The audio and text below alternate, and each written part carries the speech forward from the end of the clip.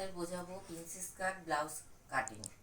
সূত্রের সাহায্যে পুরো বডি এটা বোঝাচ্ছি, ঠিক আছে। প্রথমে নিয়েছি ঝুল।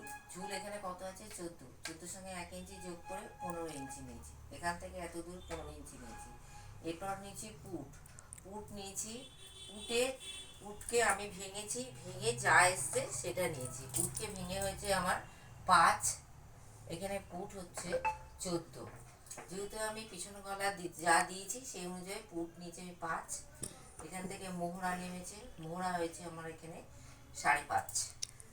মোহরার পর এখানে এটা হচ্ছে পিছন মোহরা নিয়েছি 1.5 ইঞ্চি, তার থেকে 1/2 ইঞ্চি কম নিয়ে সামনের মোহরা কেটেছি।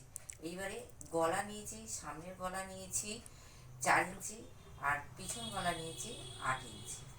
এখান থেকে এখানে দূরত্ব হয়েছে বেস পয়েন্ট 9। 9 থেকে বেস পয়েন্টে থেকে যেই দূরত্বটা নিয়েছি এটা নিয়েছি ছাতির 1/10। এইবার ঝুলের শেষে নিয়েছি কোমর।